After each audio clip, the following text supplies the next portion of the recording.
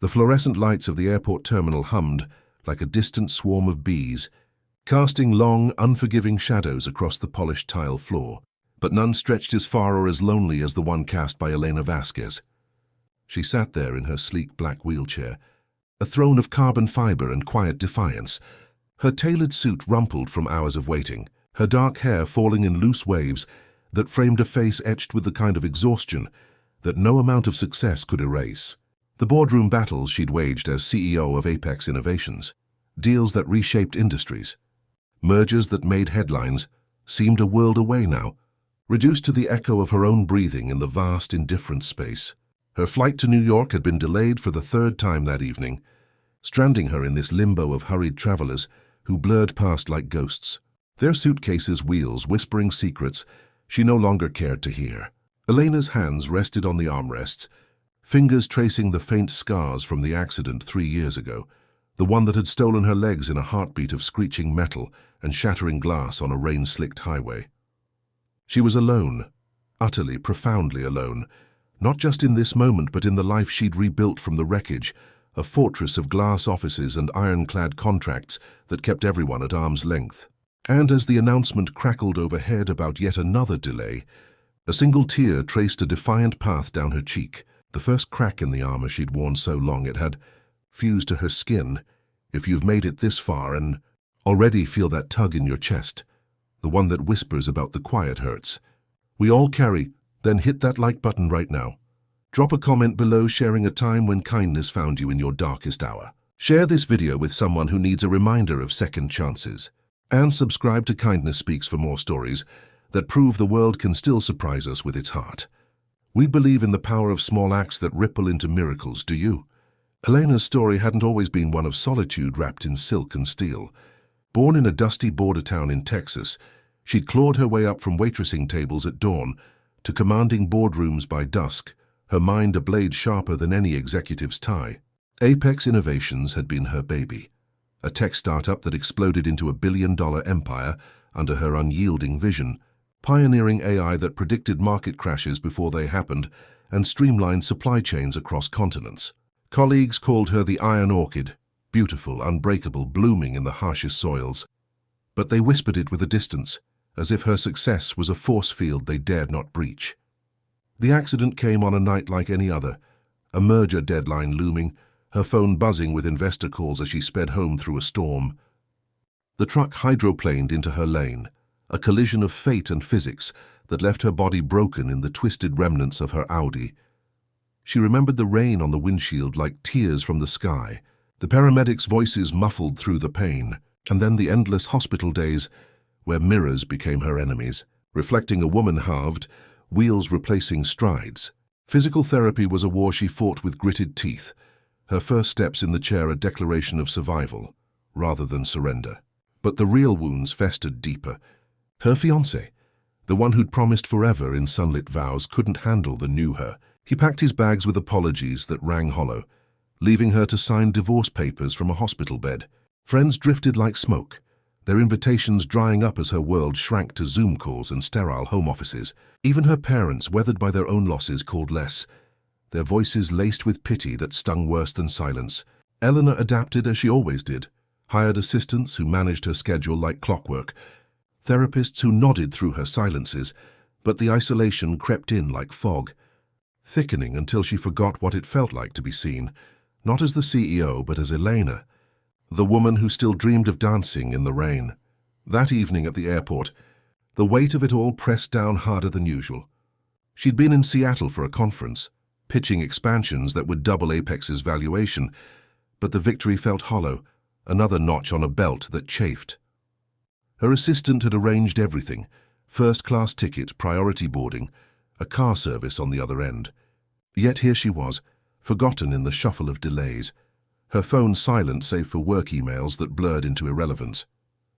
The terminal buzzed with life, families reuniting in tearful embraces, business travelers clinking coffee cups over laptops, a young couple stealing kisses by the gate, but Elena existed in a bubble of invisibility, her wheelchair a barrier as much as a badge. She watched a mother chase a toddler across the floor, the child's laughter a dagger to her gut, reminding her of the family she'd once imagined. The children she'd never chased because ambition had come first, and loss had come after. Her fingers tightened on the wheels, the metal cool against her palms, and she wondered not for the first time if this was the trade-off. Empires built on the bones of what might have been. The overhead speakers droned again, another delay, and Elena closed her eyes, letting the hum of the crowd wash over her like a tide she couldn't fight. In that surrender, she didn't hear the soft scuff of sneakers approaching, didn't see the man until his shadow fell across her lap. Warm and uninvited, he was unremarkable at first glance.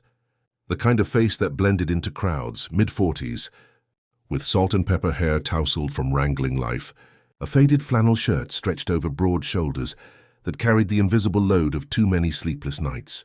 In his arms, he balanced a wriggling 4-year-old girl with pigtails askew and a stuffed elephant clutched like a lifeline, while his other hand steadied a 5-year-old boy peering out from behind his legs, eyes wide with the wonder only airports could spark in small souls.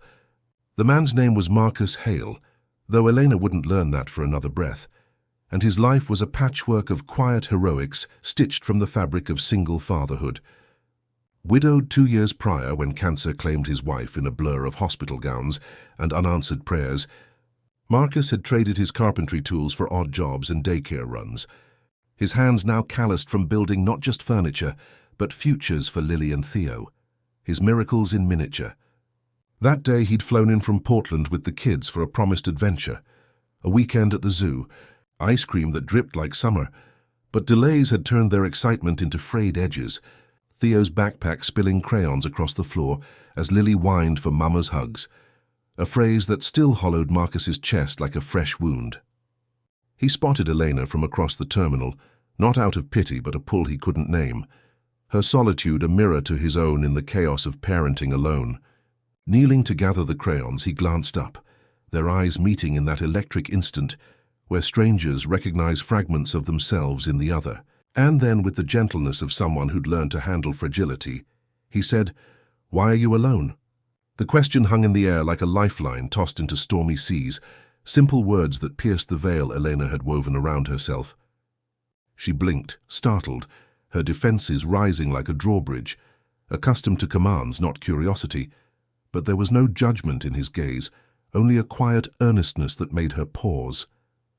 Marcus didn't wait for walls to build.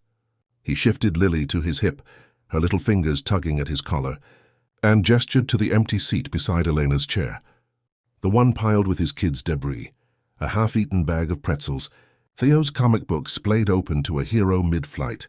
"Mind if we crash your island?" he added, his voice roughened by fatigue but warmed by a smile that crinkled the corners of his eyes, revealing laugh lines earned from better days. Elena hesitated, her mind racing through protocols. CEOs didn't chat with strangers, especially not disheveled ones with sticky-fingered children, but the exhaustion in her bones betrayed her, and she nodded, a small concession that felt like cracking open a long-sealed door. As Theo clambered into the seat, spilling more crayons in a rainbow cascade, Marcus settled Lily on his knee and extended a hand, flour-dusted from some forgotten airport snack. "I'm Marcus. These are my chaos agents, Lily and Theo. We're grounded here till kingdom come." "Apparently." Elena took his hand, the calluses on his palm a stark contrast to her manicured nails, and something in that touch, solid, unpretentious, stirred a memory of her father's workshop. The scent of sawdust and security long faded. "Elena," she replied, her voice steadier than she felt, "and no kingdom's coming anytime soon, from the looks of the board up there." What began as a tether against the terminal's tide unfolded like a hesitant bloom in barren soil. Marcus didn't pry, not at first. Instead, he turned the conversation to the small absurdities that bridged their worlds. The way Theo insisted superheroes needed capes made of recycled socks, or how Lily's elephant, Mr. Trunkles, demanded a seat of his own on flights. Elena found herself listening, really listening, the cadence of his stories a balm against the sterile announcements, and before she knew it, words tumbled from her own lips, fragments of her armor sloughing away. She spoke of the conference, the pitches that had left her throat raw, but then, as Theo offered her a crayon-scribbled drawing of a lopsided airplane, the dam cracked further. "It's not just the delays," she admitted, her gaze fixed on the child's artwork. the colors bleeding like unchecked emotions. It's everything. I built this